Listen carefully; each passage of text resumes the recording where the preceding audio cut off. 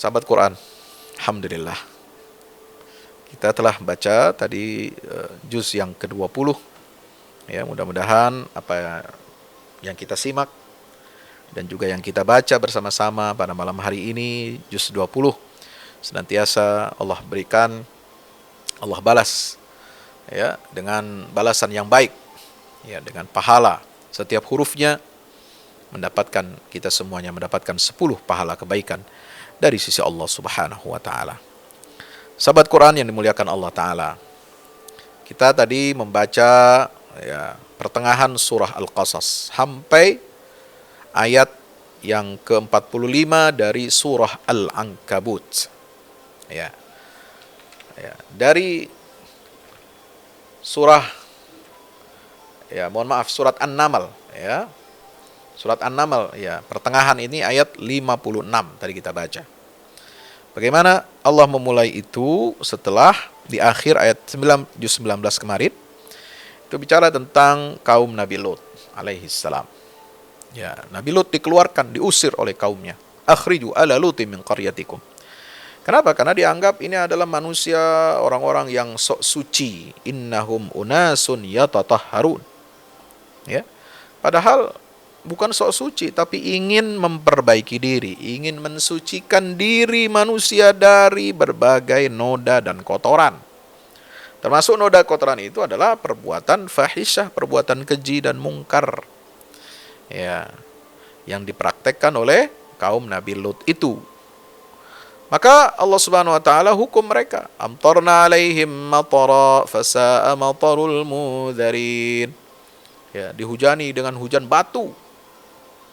Ya, sebagaimana yang Allah timpakan azab kepada kaum Nabi Lut.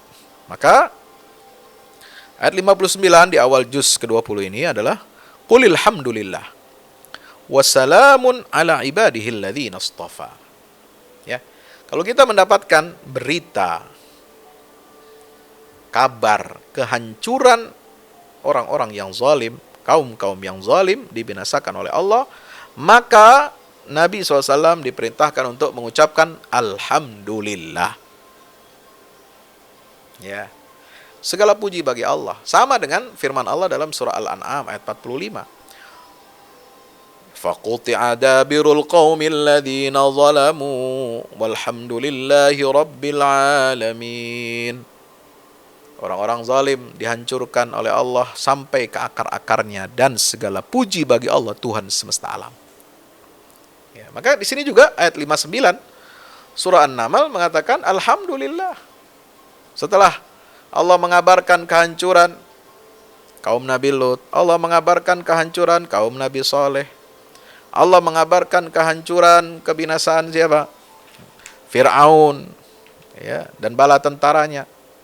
Ya, subhanallah. Maka Allah Subhanahu wa taala, ya, mengatakan Alhamdulillah. Segala puji bagi Allah. Ya. Nah, kemudian wassalamun ala ibadihi alladzina istafa. Salam sejahtera atas hamba-hamba kami yang telah kami pilih, telah kami berikan petunjuk. Ya. Musa dan Bani Israel, Nabi Sulaiman dan Daud, ya, terutama Nabi Sulaiman ketika berdakwah. Lalu Ratu Bilqis, Ratu Saba, yang kemudian beriman, tadinya dia syirik, bersama kaumnya, rakyatnya menyembah matahari, menyembah selain Allah. Lalu dia bertaubat dan menyatakan inni zalamtu nafsi wa aslamtu ma'a Sulaiman lillahi rabbil alamin. Dia masuk Islam. Ya. Maka orang-orang seperti ini apa? Mendapatkan selamat kesejahteraan dari Allah Tuhan semesta alam. Allahu Akbar. Maka lalu diingatkan, sahabat Quran dirahmati Allah, Ya. Surah An-Naml ini berisikan apa? Ya, perintah. Ya, mulai ada penjelasan tentang apa? Peringatan bahwasanya Allah Subhanahu wa taala itu adalah pencipta sejati. Dialah yang menciptakan sebab-sebab kemajuan. Ya, jadi tadi setelah ada ayat-ayat tentang kemajuan peradaban manusia yang dipuncaki oleh peradabannya Nabi Sulaiman, ya, peradaban Islam yang dibangun oleh Nabi Sulaiman itu ilmu pengetahuan, teknologi, kekuatan militer, kekuatan fisik, materi dan sebagainya. Lalu kemudian berpindah kepada apa? Nah, mulai di sini ayat 60 sampai ayat 65, ya, surah An-Naml itu bicara tentang kekuasaan Allah yang mutlak. Artinya apa? Ya, kekuasaan yang ada pada Sulaiman, Daud dan raja-raja di dunia ini yang hebat-hebat itu semua tidak lain adalah pemberian dari Allah, dan ada yang lebih hebat dari itu, yaitu kekuasaannya Allah. Coba renungkan ayat-ayat tentang kekuasaan Allah di alam semesta ini, di bumi, di langit. Ya, ayat 60 itu. Subhanallah. Ailahum ma'allah, apakah ada di samping Allah ada Tuhan yang lain yang berhak kalian sembah? Ya. Ini diulang 5 kali. Ya, ayat 60, ailahum ma'allah balhum qaumun ya'dilun. Ya. Ayat 61, ailahum ma'allah bal aktsaruhum la ya'lamun. Ya. Ayat 62, ailahum ma'allah qalilan ma tadhakkarun. Ayat 63, ailahum ma'allah ta'ala Allahu amma yusyrikun. Ya. Ayat 64, ailahum ma'allah qul hatu burhanakum in kuntum shadiqin. Subhanallah. Ya. Ya. Jadi kita harus ingat Allah. Jangan sampai kita menyembah selain Allah. Padahal Allah itu yang menciptakan langit dan bumi, menurunkan dari langit itu hujan air, yang menumbuhkan tanaman-tanaman, kebun-kebun, taman-taman yang indah. Ayat 60. Nggak pantas kita menyembah selain Allah, karena yang menumbuhkan semua itu adalah Allah. Karena Allah itu yang menjadikan bumi ini sebagai tempat tinggal kita. Iya.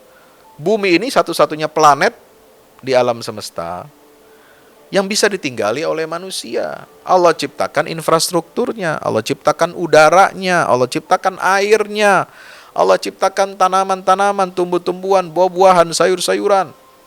Allah ciptakan semua partikel di bumi ini. Ya.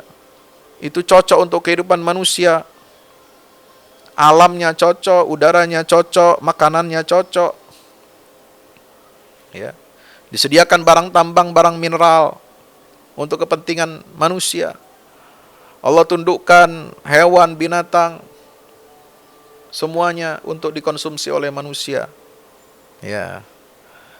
Allah jadikan sungai-sungai, gunung-gunung, lalu ada pemisah di antara dua lautan. Pantas tidak kita menyembah selain Allah? Ayat 61. Allah yang menjawab doa kita, yang menyingkap semua musibah kita, yang menyembuhkan luka-luka kita. Ya. Allah yang menjadikan kita ini sebagai khalifah-khalifah di atas muka bumi. Wa yaj'alukum khulafa'al ard. Ya, pantas tidak manusia ini menyembah selain daripada Allah? Ya, ayat 62. Allah yang memberikan petunjuk ketika kita berada dalam kegelapan di daratan dan di lautan. Dengan apa? Ya, Allah berikan bintang-bintang sebagai tanda penunjuk arah. Ya, Allah berikan matahari pada siang hari, bulan pada malam hari, bintang-bintang sebagai rasi untuk memberikan petunjuk arah kepada manusia saat kegelapan malam hari. Allah yang mengutus angin sebagai kabar gembira. Ya, sebab apa? Angin ini membawa banyak fungsi. Angin, hembusan angin itu jangan dikira begitu aja. Ya, tidak ada gunanya. Tidak, angin itu Selain dia membawa kebaikan oksigen bagi manusia, udara yang baik, angin juga yang membawa penyerbukan, ya, penyerbukan dari satu tumbuhan ke tumbuhan yang lain. Sehingga tanaman menjadi subur, sayur-sayuran subur, buah-buahan subur, bisa dimakan oleh manusia. Itu fungsi angin, itu membawa penyerbukan. Angin juga yang menggiring awan. Ya, membawa awan ke tempat-tempat yang telah ditetapkan oleh Allah Subhanahu wa taala untuk turunnya hujan. Allah. Pantas kita. Apakah pantas kita ini menyembah Tuhan selain Allah? Allah yang ciptakan itu semua. Ayat 63. Allah yang menciptakan awal semua, ya, makhluk yang diciptakan oleh Allah. Dialah yang memulai penciptaannya. Dia yang mengembalikannya. Dia yang memberikan rizki kepada kita dari langit dan bumi. Pantaskah kita menyembah selain Allah? Tidak ada yang mengetahui apa yang gaib kecuali Allah. Tidak ada. Semua yang ada di langit dan di bumi, tidak ada yang tahu perkara gaib kecuali Allah. Maka jangan percaya dukun. Jangan percaya sama jin. Jangan percaya sama tukang ramal. La ya'lamu man fis samawati wal ardil ghaiba illallah. Perkara gaib itu hanya Allah yang tahu. Urusan jodoh, urusan rezeki, urusan hidup mati. Ya. Kalau ternyata benar, ya itu cuma kebenaran, kebetulan aja. Ya, bukan karena mereka tahu yang gaib. Itu mereka cuma dengar-dengar, curi-curi pendengaran.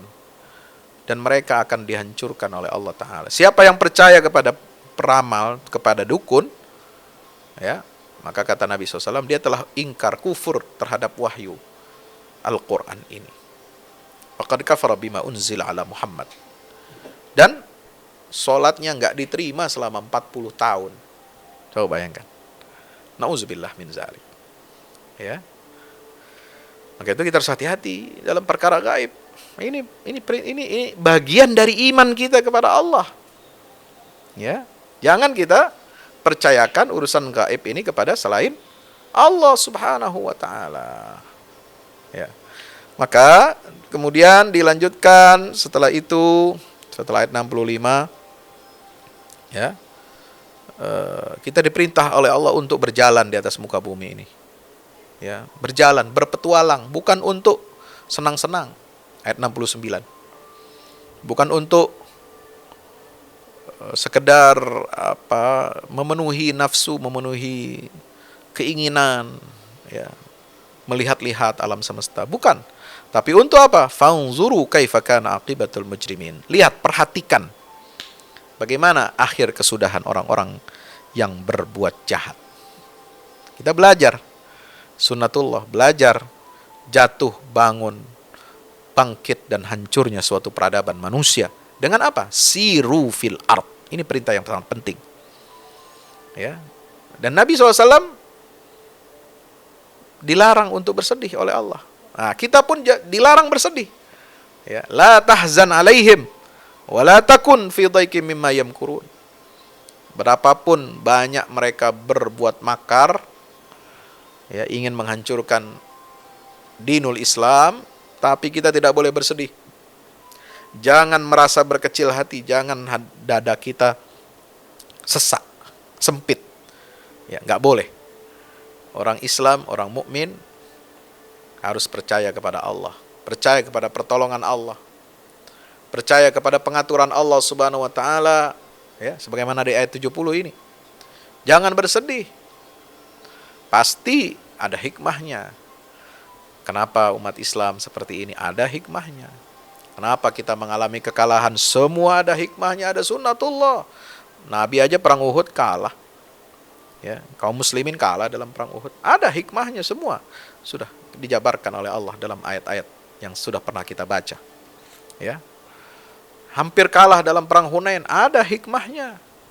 Peringatan dari Allah. Ya, semua itu jadi ibrah, jadi pelajaran. Maka kita jangan bersedih. Jangan hati kita ini sempit. Ya. sahabat Quran, keluarga yang dirahmati Allah Subhanahu wa taala. Termasuk jangan bersedih kalau kita ada masalah dalam kehidupan kita. Ya, kita punya utang, kita punya hajat, kita punya masalah di keluarga, masalah dengan teman, masalah dengan orang tua. Jangan. Kita mohon pertolongan kepada Allah. Ya, jangan sampai kita merasa kekurangan harta, kekurangan ini itu, lalu kemudian kita datang meminta pertolongan kepada selain Allah, minta pertolongan kepada dukun, minta tolong kepada tukang ramal, minta tolong kepada jin, iblis, setan, dedemit, tuyul, ya, nauzubillah. Apalagi, ya banyak yang begitu-begitu dipraktekkan oleh masyarakat kita. Jangan kita minta sesuatu kepada selain Allah. Jangan bersedih kalau tidak punya harta. Anda harus bersedih kalau nggak punya iman. Tapi kalau nggak punya uang, berusahalah. Banyak berikhtiar, banyak berdoa. Tawakal kepada Allah Ta'ala. Ya, jangan sedih kalau dalam masalah urusan dunia. Ya, bisa kita cari. Dunia bisa kita cari. Bisa kita ikhtiarkan. Bisa kita usahakan. Tapi kalau saudara hilang imannya, nah ini nggak ada yang gantikan. Nanti orang semua di akhirat akan bersedih, akan menyesal. Ya, kenapa? Karena imannya rusak, imannya hilang. Dia tidak gunakan akal pikirannya, tidak gunakan mata pendengaran, telinga, tidak gunakan hati untuk berpikir, untuk merenung, untuk mengikuti risalah yang dibawa oleh para nabi dan rasul, terutama risalah yang dibawa oleh nabi akhir zaman, Nabi kita Muhammad sallallahu alaihi wasallam. Mereka akan menyesal, hilang imannya itu tidak bisa diganti. Tapi kalau hilang harta bisa dicari. La tahzan. Jangan sedih dalam urusan dunia, tapi sedihlah kalau kita gagal dalam beriman. Nauzubillah min dzalik. Ya, sahabat Quran dirahmati Allah. Lalu kemudian ini tegaskan, ya, wa ma min ghaibatin fis samawati wal ardi illa fi kitabim mubin. Semua perkara yang gaib di langit dan di bumi semua tercatat dalam kitab yang nyata, yaitu Lauhil Mahfuz. Ya. Ingat pula bahwa Allah itu banyak sekali memberikan karunia kepada manusia, tetapi kebanyakan kita ini enggak bersyukur. Ini penyakit manusia, ayat 73. Ya. Kalau dapat musibah, dapat bencana, kita kerjanya apa? Ingkar nikmat. Yaqulu Rabbi ahanan. Oh, Tuhan menghina kita, meninggalkan kita. Enggak. Kita ini penyakitnya satu, enggak pandai bersyukur kepada Allah. Padahal nikmat Allah sudah banyak diberikan kepada kita. Inna rabbaka ladzu fadlin 'alan nas. Banyak Allah berikan karunia kepada manusia. Walakinna aktsarahum la yashkuru, tapi kebanyakan mereka tidak bersyukur. Ini tanda kebahagiaan hati, tanda kesuksesan seseorang adalah ketika dia pandai mensyukuri nikmat Allah. Ya. Betapapun nikmat itu. Apakah kecil, apakah sedang, apakah besar, semua nikmat Allah itu baik untuk manusia dan harus kita syukuri. Sahabat Quran dirahmati Allah. Lalu setelah itu ayat 76 Allah menggambarkan bahwa fungsi Al-Quran ini adalah meluruskan, ya, menceritakan kepada Bani Israel perkara-perkara yang mereka perselisihkan, untuk meluruskan akidah mereka, untuk mengembalikan mereka ke jalur yang benar. Inilah fungsi Al-Quran. Al-Quran itu sebagai penyelamat kita. Al-Quran sebagai pelindung kita dari kesesatan, dari kehancuran. Termasuk kepada Bani Israel. Mereka wajib beriman kepada Al-Quran, kitab terakhir yang diwahyukan kepada Rasulullah Muhammad SAW. Inilah fungsi Al-Quran dikaitkan dengan keberadaan Bani Israel. Bahwa mereka juga wajib mengimani Al-Quran. Wa inna min ahlil kitabi laman yu'minu billah wa ma unzila ilaikum wa ma unzila ilaihim khashi'ina lillah la yashtaruna bi ayati thamanan qalila. Ya. Jadi itu. Ini fungsi Al-Quran. Jadi Quran ini kebaikan untuk kita. Inna rabbaka yaqdi bainahum bihukmih. Subhanallah. Al-Quran itu hudan, petunjuk. Al-Quran itu rahmat bagi orang-orang yang beriman. Ayat 77. Dan Allah telah memberikan putus kata putusnya dengan keputusan yang penuh dengan hikmah, kebijaksanaan. Lalu yang pantas kita lakukan adalah fatawakkal 'ala Allah. Ayat 79, bertawakal kita kepada Allah Subhanahu wa ta'ala.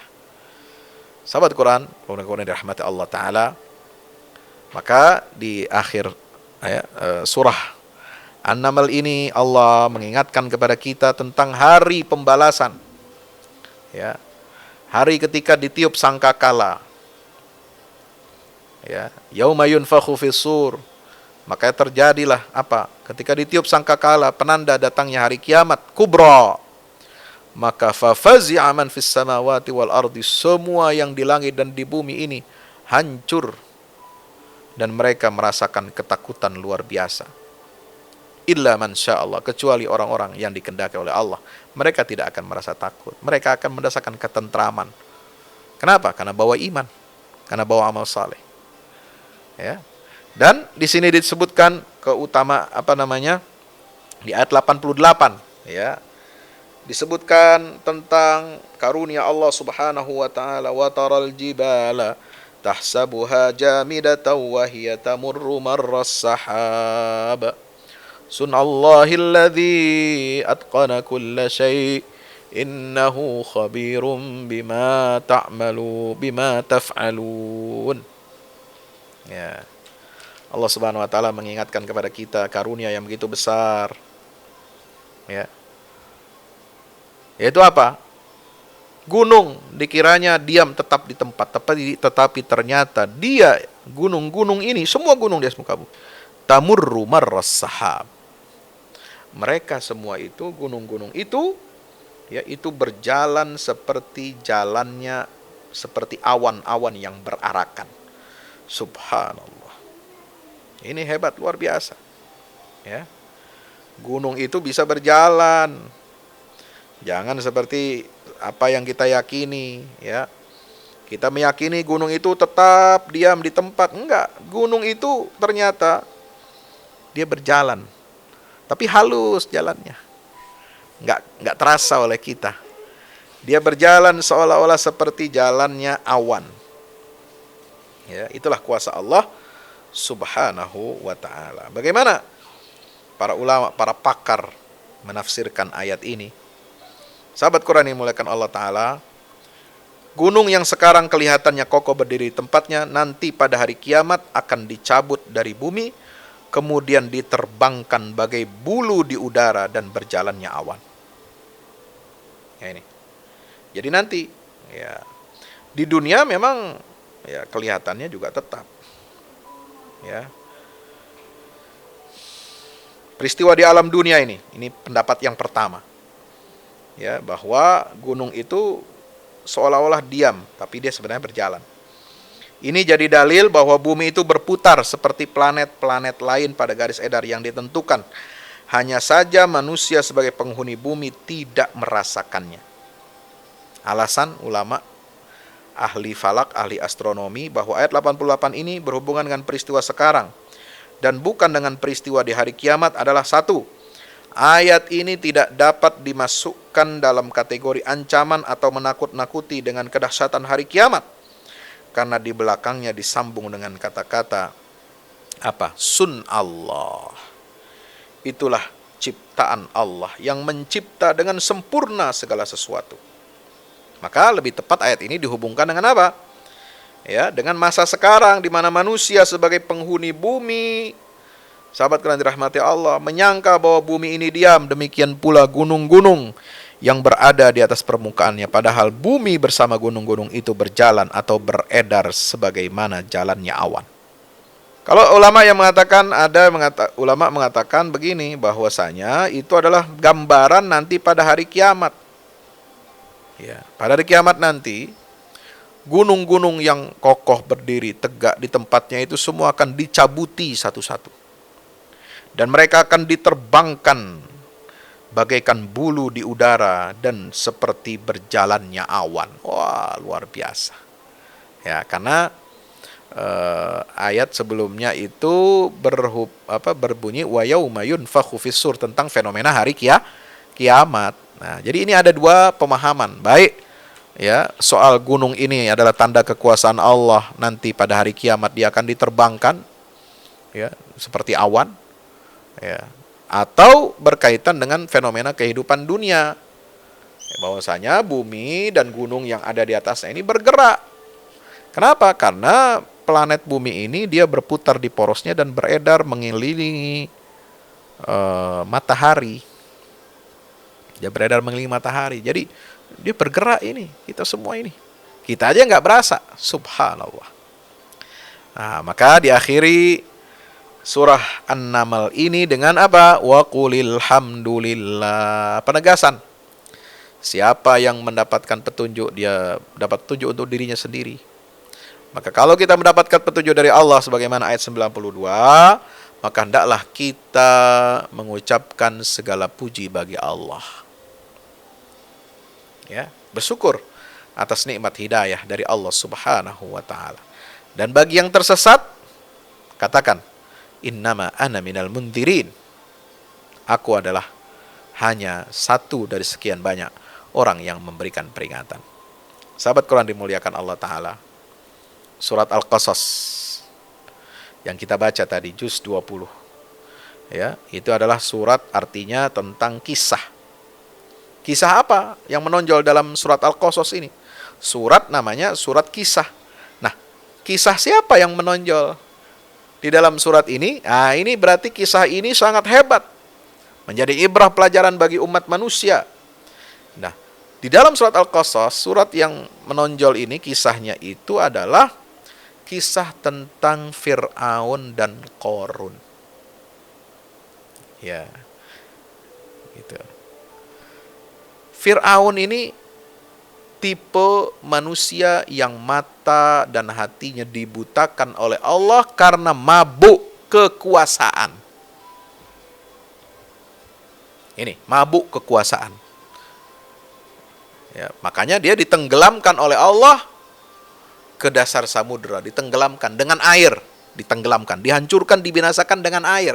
Air itu padahal benda cair, benda yang kelihatannya sepele, tidak berbahaya. Tapi Allah sanggup hancurkan kesombongan raja yang mabuk kekuasaan ini, sehingga dia ingkar kepada Allah, ingkar kepada Nabi Musa.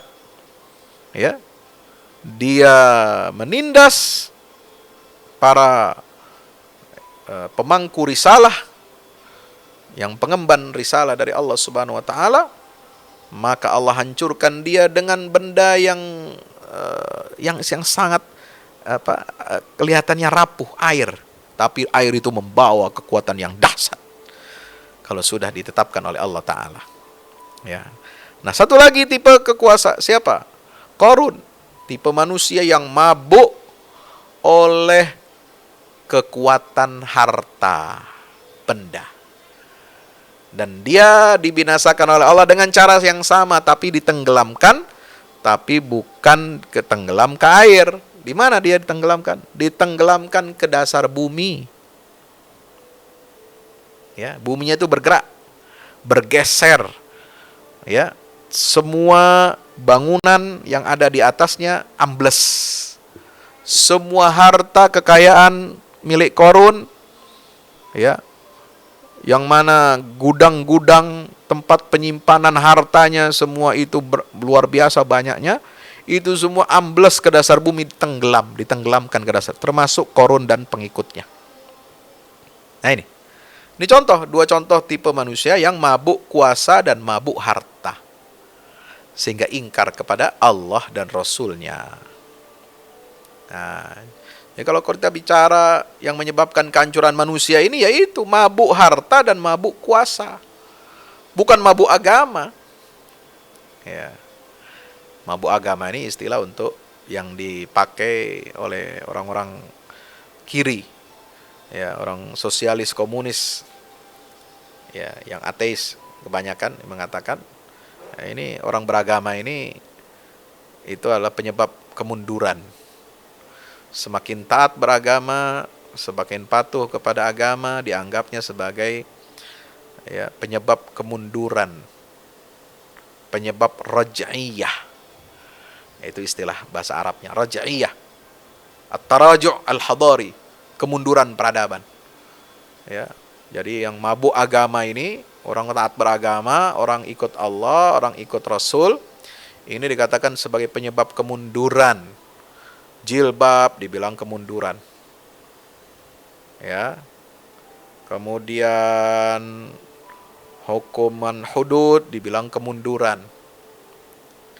Ya, hukuman kisos dibilang kemunduran. Pakaian wanita diatur dibilang kemunduran. Pakai jilbab dibilang kemunduran. Ya. Menerapkan hukum agama dalam lingkup keluarga dan di ruang publik dianggap kemunduran, yang dianggap akan menyebabkan kehancuran dan kebinasaan suatu peradaban. Salah. Terbalik. Nah, kalau Anda ingin tahu betapa rusaknya, betapa terbaliknya logika orang-orang seperti ini, baca surat Al-Qasas. Yang menyebabkan kehancuran dan kebinasaan suatu peradaban bukan karena ajaran agama yang dipatuhi, tetapi karena mereka mabuk harta, materialisme, dan mabuk kekuasaan. Ya, mereka ingin jadi penguasa absolut, otoriter. Kekuasaan yang absolut ada di tangan seseorang sehingga menyebabkan dia lupa diri. Harta benda yang banyak, yang absolut, kayanya, ya kata orang sekarang, tajir melintir-lintir apalah itu. Ya, kekayaannya itu mutlak, kekuasaan di tangannya, itu yang menyebabkan dia ini lupa daratan, lupa dari ingat kepada Allah Ta'ala. Nauzubillah min dzalik. Ya, ini makanya mereka ditenggelamkan, dihancurkan oleh Allah. Satu ditenggelamkan ke air, satu ditenggelamkan ke dasar bumi, daratan. Itu surat Al-Qasas. Nah, sahabat Quran dirahmati Allah. Nah, yang pertama, ini yang menonjol dari selain dua kisah itu adalah pernyataan di dalam Al-Quran. Ya, surat Al-Qasas ini adalah tentang bagaimana Allah berkuasa untuk mengembalikan ibunya Nabi Musa ibunya Nabi Musa untuk menenteramkan hati ibunya ini. Setelah dia melarungkan putranya yang masih bayi ke Sungai Nil, Allah tenteramkan hati sang ibu ini dengan bagaimana? Dengan cara yang sangat luar biasa. Ya, Musa masih kecil, masih bayi itu tidak mau minum dari air susu siapapun, termasuk dari sosok ibu angkatnya, istri Fir'aun. Gak mau dia minum, gak mau disusui oleh ibu atau istri Fir'aun ini, oleh Asia binti Muzahim. Itu namanya dalam hadis disebutkan begitu. Ya, gak mau juga, nangis terus meronta-ronta. Ini anak kalau nggak minum gimana? Kalau nggak minum tidak disusui. Maka dipanggil semua wanita-wanita, ya, yang sudah menikah, yang sudah punya anak, yang sudah punya keluarga, untuk menyusui bayi Musa ini. Siapa yang bisa menyusui bayi Musa ini, maka dia akan mendapatkan upah yang besar dari raja. Maka semua mendaftar, datang. Nah, lalu saudara perempuannya Musa ini, yang kakaknya, yang lebih tua ini, melapor kepada ibunya, "Bu, itu ada perintah dari istana, ada dekret dari istana. Ya, mereka punya anak kecil, punya anak bayi yang tidak bisa disusui oleh siapapun. Ayo ibu daftar sana." Nah, itulah yang terjadi. Wa auhayna ila ummi Musa an ardi'i fa idza khifti 'alaihi falqi fil yammi wa la takhafi wa la tahzani inna radduhu ilaiki wa ja'ilu minal mursalin. Allah yang perintahkan ibu Musa untuk melarungkan anaknya ke sungai. Allah juga yang mengembalikan Musa ke pangkuan ibunya, ke susuan ibunya. Inna radduhu ilaik. Allah berjanji, dan janji Allah jaminan mutu. Jaminan, ini garansi dari Allah. Kami sungguh akan mengembalikan Musa itu kepadamu, wahai ibunda. Makanya ketika Allah perintahkan ibu ini untuk melarungkan bayinya, apa kata Allah? La takhafi wa la tahzani. Jangan kamu takut dan jangan pula bersedih hati. Ya, Allah kalau sudah berjanji, coba. Siapa yang bisa menolak janji Allah? Siapa yang bisa menghalangi janji Allah? Maka kalau kita menghadapi kesulitan, yakinlah dengan janji Allah, dengan pertolongan Allah. In tansurullah yansurkum wa yuthabbit aqdamakum. Siapa yang menolong agama Allah, Allah akan menolong dia. Allahu fi aunil abdi madamal abdu fi auni akhihi. Allah akan menolong seorang hamba apabila hamba itu suka menolong saudaranya. Ya, itu cara Allah. Itu janji Allah. Allah akan menolong siapa? Innallaha yansuru man yansuru rusulah. Allah akan menolong orang yang menolong rasul-rasulnya. Ya. Kita ini punya sumber kekuatan yang maha dahsyat. Allah Jalla Jalaluh. Innahu ni'mal maula wa ni'man nasir. Dialah ni'mal wakil, ni'mal maula wa ni'man nasir. Huwa maulakum. Allah itu maula kita, pelindung kita. Maka dialah sebaik-baik maula, pelindung, wa ni'man nasir, dan sebaik-baik penolong. Ya, Allah adalah wakil kita. Allah yang menjamin segala kehidupan kita. Wa ma min dabatin fil ardi illa 'ala Allahi rizquha wa ya'lamu mustaqarraha wa mustauda kullun fi kitabim mubin. Ingat janji Allah. Semua rezeki hamba semua sudah ditanggung oleh Allah, dijamin oleh Allah sampai ke alamatnya. Meskipun ketika kita berdoa meminta rezeki kepada Allah, nggak pernah kita sebut alamat kita di mana, nggak pernah kita isi formulir, isi daftar nama, tanggal lahir, ya, alamat di mana, nomor teleponnya berapa, buat dapat BLT, nggak pakai daftar minta rezeki dari Allah, nggak ada formulirnya. Ini hebatnya Allah. Ya, kalau kita minta bantuan hamba, minta bantuan pemerintah, dapat bantuan kiri kanan, kita mesti daftar dulu, tulis nama, alamat, lengkap, data KTP sesuai identitas penduduk. Tapi sama Allah nggak pakai. Allah yang berikan rezeki itu kemanapun kita berada, dimanapun kita berada, Allah sampaikan rezeki itu ke tangan kita. Alhamdulillah. Maka jangan bersedih, jangan khawatir. Nah, itu di awal, ya, kisah tentang Nabi Musa. Di akhirnya, di ayat 85, Allah berjanji kepada Rasulullah sallallahu alaihi wasallam, Innalladzi farada 'alaikal Qur'ana laradduka ila ma'ad. Qur rabbi a'lamu man jaa'a bil huda wa man huwa fi dhalalim mubin. Allah menjanjikan kepada siapa? Kepada manusia terbaik, yaitu Rasulullah SAW, untuk mengembalikan beliau dalam keadaan menang. Ya, Nabi terusir dari Makkah, dihinakan oleh kufar Quraisy. Ya, dari Makkah diusir. Wa idh yamkuru bikal ladzina kafaru liyuthbituka aw yaqtuluka aw yamkurun wa yamkuruna wa yamkurullah wallahu khairul makirin. Ya. Aw yukhrijuk. Wa idh yamkuru bikal ladzina kafaru liyuthbituka aw yaqtuluka aw yukhrijuk wa yamkuruna wa yamkurullah wallahu khairul makirin. Surat At-Taubah. Ya. Nabi hijrah, beliau merasa dirinya mulia, merasa izzah, mendapatkan izzah dari Allah Subhanahu wa taala. Tapi bagi orang Quraisy itu adalah kehinaan buat Rasulullah, dan Allah menjanjikan kepada sang Nabi SAW di surah Al-Qasas ini yang turun pada periode Makkiyah. Ya, Allah mengatakan apa?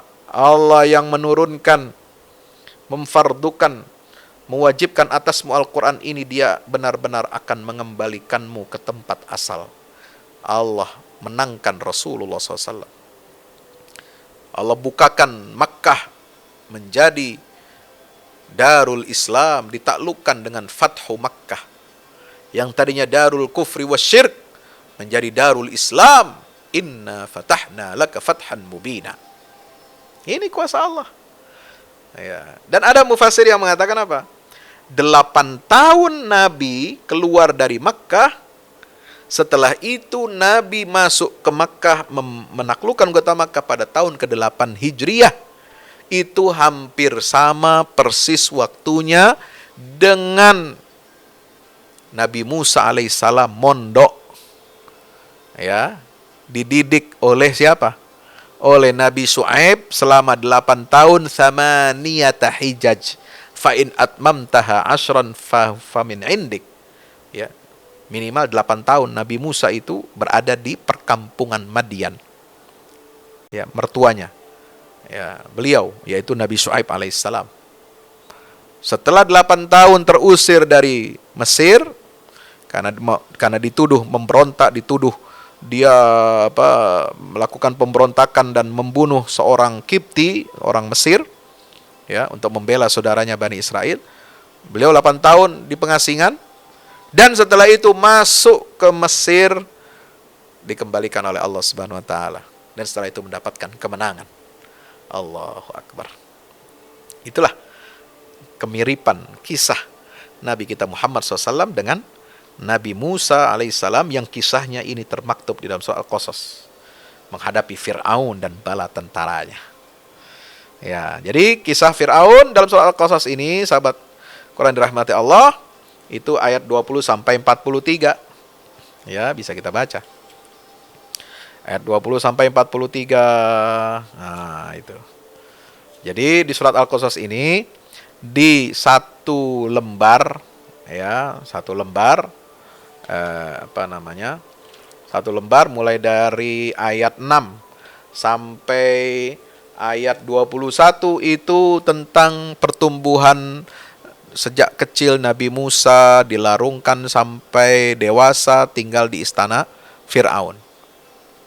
Di lembar berikutnya, satu halaman, satu lembar, ayat 22, ya, itu sampai ayat berapa ini? Ayat 35. Ya. Itu Nabi Musa alaihissalam, ya, itu keluar dari mana? Dari Mesir menuju Madian. Subhanallah. Nah, situlah beliau. Lalu kemudian setelah itu berjuang. Ya, berjuang. Ini hebatnya. Jadi pendidikan pertama di istana Fir'aun, pendidikan kedua ya di Madian, ya, mulai ayat 22 sampai 28. Nah, baru setelah itu beliau keluar, ya, diperintahkan oleh Allah untuk menghadapi menghadapi Fir'aun. Ya, walamma ja'ahum Musa. Jadi satu lembar persis. Ya, kisahnya ini.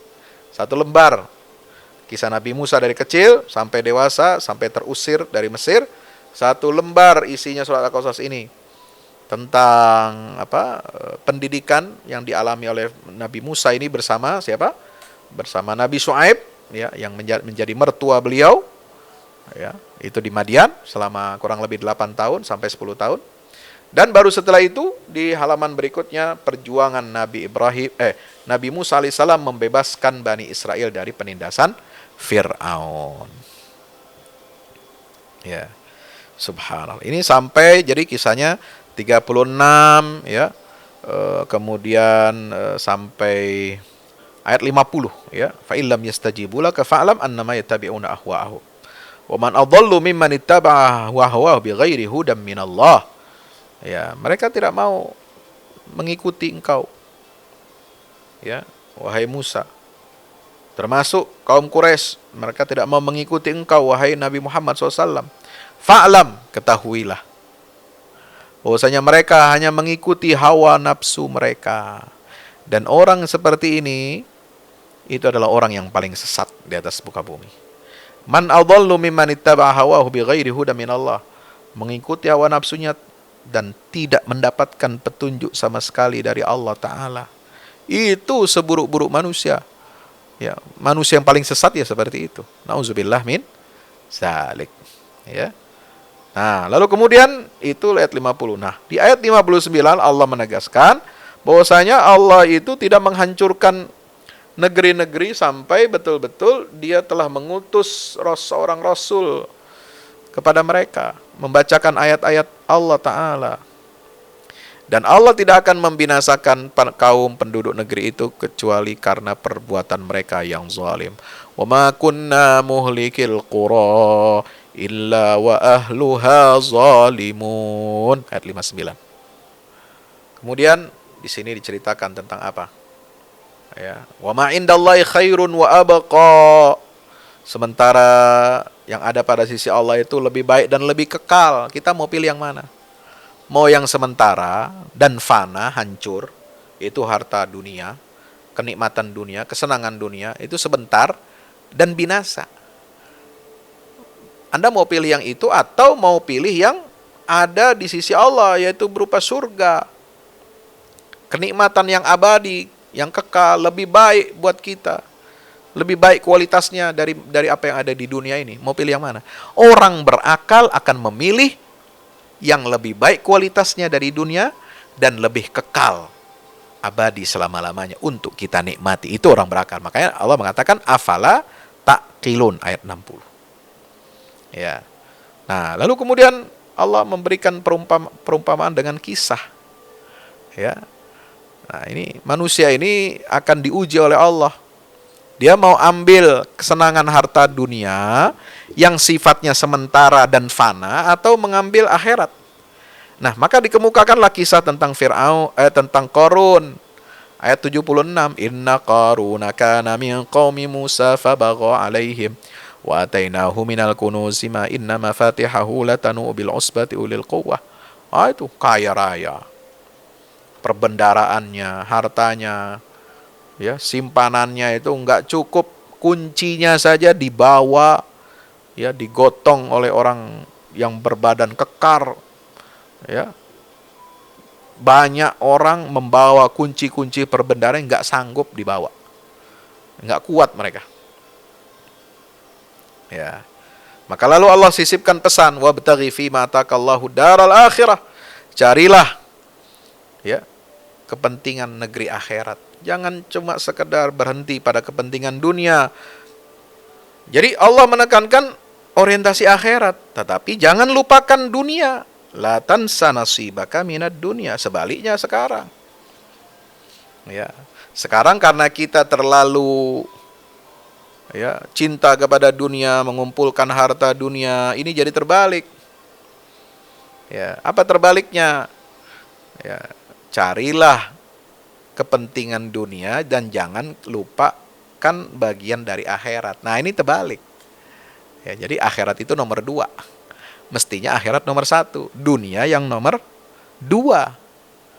Ya, kita sekarang dunianya nomor 1, akhiratnya dapat sisa. Akhiratnya dapat belakangan. Wala tansa nasibaka minal akhirah. Kira-kira begitu.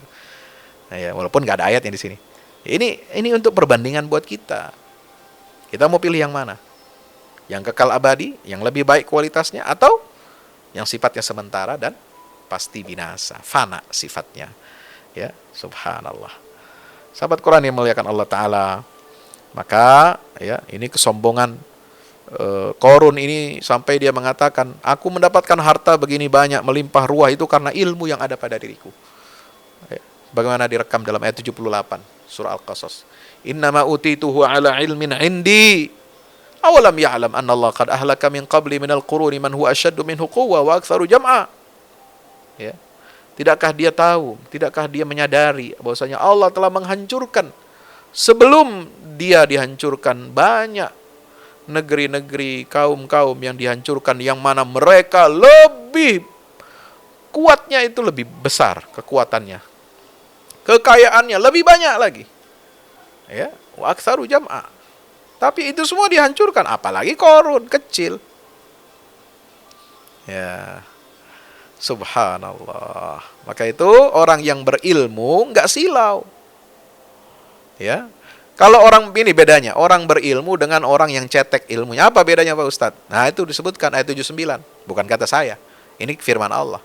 Qala alladzina yuridunal hayatad dunya, orang yang cetek, dangkal ilmunya, yang ilmunya hanya sebatas dunia saja, mereka pasti akan apa? Ya laitalana mithlama utiya Qarun. Aduhai, Ya, seandainya kami ini memiliki seperti apa yang diberikan kepada Qarun. Mereka hanya ingin dunia saja. Ini yang cetek, dangkal bos. Pikirannya. Ya, pemikirannya dangkal, cetek, dan pendek. Ya, tapi orang yang berilmu. Qalalladzina utul ilm. Orang berilmu ini apa? Orang yang sadar hakikat kehidupan dunia ini sebentar, dan dia lebih memilih kehidupan yang abadi kekal selama-lamanya di akhirat nanti. Wailakum, mereka mengingatkan, celaka kalian. Thawabullahi khairun liman amana wa amila salihah, ayat 80. Ini orang berilmu nih. Bedanya sama orang cetek, dangkal ilmunya. Orang berilmu lebih mengutamakan apa? Pahala dari Allah. Lebih baik buat siapa? Orang yang beriman dan beramal saleh. Dan untuk beriman dan beramal soleh itu berat. La yulaqaha illa sabirun. Tidak akan bisa diraih ya, ilmu yang luas jangkauannya, wawasan yang sampai ke akhirat seperti ini tidak bisa diraih kecuali orang-orang yang bersabar. Sabar melihat gemerlap duniawi. Dia tidak ketagihan, dia tidak tertarik, dia tidak tidak terdorong, ya, tidak terlalaikan. Itu. Ini orang sabar. Tidak mau ditipu oleh kesenangan dunia yang sementara. Allah. Maka apa yang terjadi? Kami benamkan Fir'aun ini beserta hartanya, rumah-rumahnya, kunci-kuncinya, semua gudang-gudang penyimpanan harta bendanya. Fakhasafna bihi wa bidarihil arda, kami benamkan, tenggelamkan ke dasar bumi. Coba aneh kan? Biasanya kata-kata tenggelam itu ke laut, tapi ini tenggelamkan ke bumi. Makanya beda istilahnya. Kalau tenggelam dengan air itu aghraqna, tapi tenggelam ke bumi itu Al-Quran menggunakan kata khasafna, al-khasaf. Ya. Nah, barulah mereka sadar. Yaquluna wa ka'anna Allah yabsutur rizqa liman yasha'u min ibadi wa yaqdir. Laula amanna Allahu alaina la khassafa bina wa ka'annahu la yuflihul kafirun. Baru dia sadar. Ya, kalau bukan karena Allah yang memberikan karunia nikmat kepada kita, ya, untuk tidak silau kepada harta benda milik Qarun, la khasafa bina, maka pasti Allah akan hancurkan kami, tenggelamkan kami ke dasar bumi seperti halnya Qarun. Ya, tapi kita diselamatkan oleh Allah Subhanahu wa taala. Alhamdulillah. Tilkad darul akhirah naj'aluha lilladzina la yuriduna 'uluwan fil ardi wala fasada wal 'aqibatu lil muttaqin. Itulah negeri akhirat. Sahabat Quran, keluarga yang dirahmati Allah, harus jadi orientasi hidup kita. Kita ingin kejar akhirat.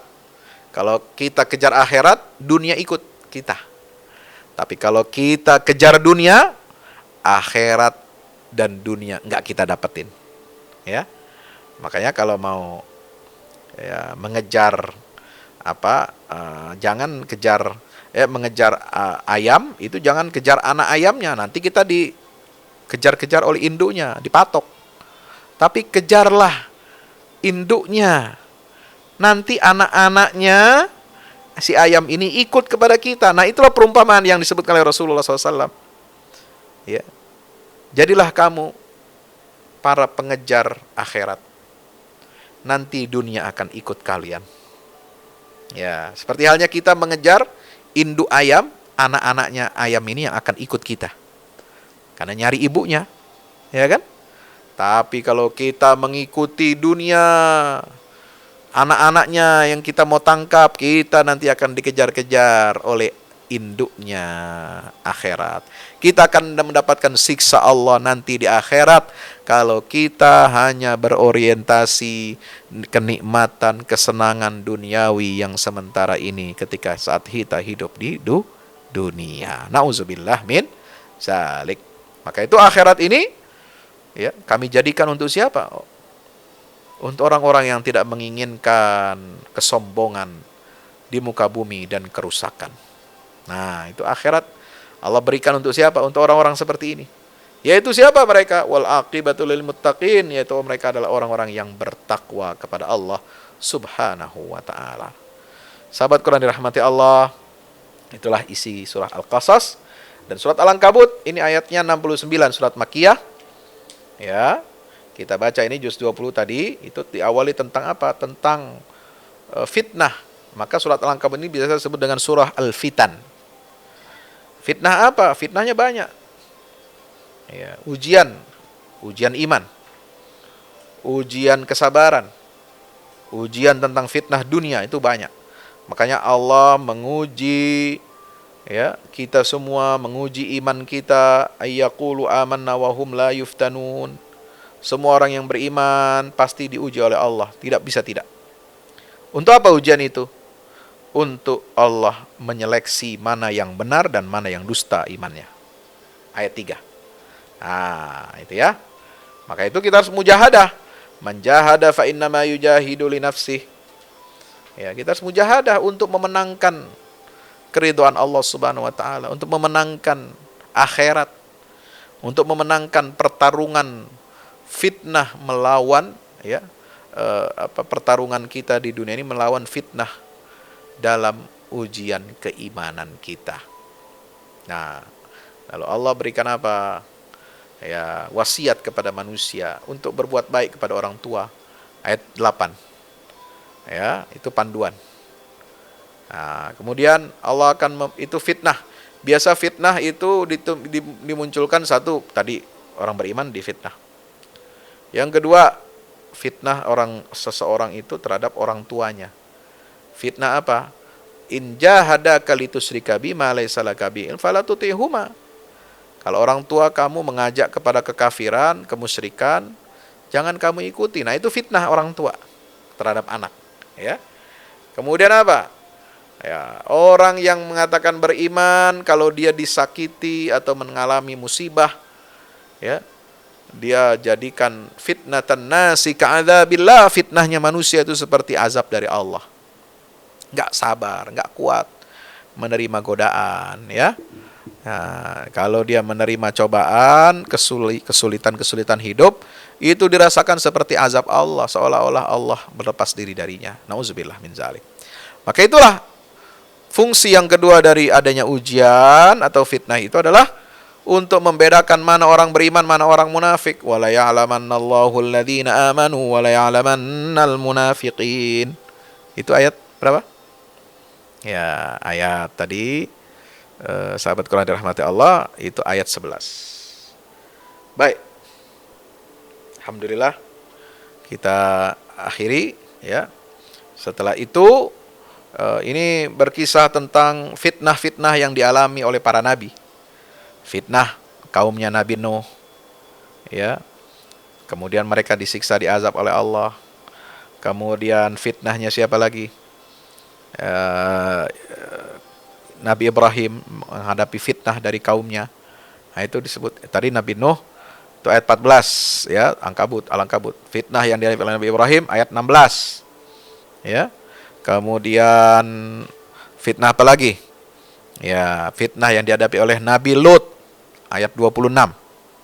Ya, sampai seterusnya. Dan fitnah yang dialami oleh siapa? Nabi Shu'aib ayat 36. Kemudian dilanjutkan fitnah yang dihadapi oleh Nabi Hud dan Nabi Saleh, wa 'ad wa Tsamud, ya. Dan fitnah yang dilancarkan oleh Qarun, Fir'aun dan Haman ayat 39. Mereka apa? Fastakbaru fil ardi. Mereka sombong di muka bumi. Jadi macam-macam fitnah itu dihadapi oleh para nabi dan rasul. Nah, maka salah satu fitnah ya adalah fitnah kita berkasih sayang atau toleransi kebablasan. Itu ayat 25. Nabi Ibrahim sudah mengingatkan kepada kita. Qala innamat takhadtum min dunillahi awthanan mawaddata bainikum fil hayatid dunya. Kalian menjadikan tuhan-tuhan sesembahan palsu selain daripada Allah. Patung-patung kalian sembah itu hanya untuk berkasih sayang di antara kalian. Ini toleransi yang kebablasan. Nah, karena nggak enak hati, karena toleransi alasannya ya akhirnya campur aduk akidah, nggak boleh. Sehari kita menyembah Allah, besok kita sembah yang lain, nggak boleh. Itu bukan toleransi namanya. So apa? Nanti di hari kiamat kalian akan saling mengingkari dan saling melaknat. Nauzubillah min zalik. Itulah fitnah. Ya, yang dihadapi oleh para nabi dan rasul. Itu fitnah ini ibarat jaring laba-laba. Nah, ya, maka Allah sebutkan ayat 41. Ya, fitnah yang dihadapi oleh orang mukmin ya terhadap orang kafir itu seperti apa? Sarang laba-laba, kamatsalil angkabut. Nah, koalisi fitnah yang berjejaring seperti jaring laba-laba itulah koalisi yang akan dihancurkan oleh Allah Ta'ala. Maka Allah berfirman dalam ayat 40, fakullan akhadna bidzambih. Semua yang melakukan fitnah kepada nabi-nabi dan rasul terdahulu, kami siksa mereka sesuai dengan perbuatan dosanya. Ada yang kami timpakan mereka hujan batu, man arsalna alaihi hasiba. Ada yang kami hancurkan mereka dengan suara guntur, man akhadathu sayhah. Ada yang kami benamkan mereka ke dasar bumi, man khasafna bihil arda, seperti Qarun. Wa minhum man aghraqna, di antara mereka ada yang kami tenggelamkan ke air, ke dasar lautan, ke dasar air, ya, seperti kaum Nabi Nuh dan Fir'aun. Nah, Allah tidak menzalimi mereka, tapi mereka sendiri yang menzalimi diri mereka sendiri. Nauzubillah min zalik. Itulah akhir juz yang ke-20. Sahabat Quran keluar Al-Quran, insya Allah kita akan bertemu besok malam. Ya, kita akan baca dan tadabbur juz yang ke-21. Wallahu a'lam bishawab. Wassalamualaikum warahmatullahi wabarakatuh.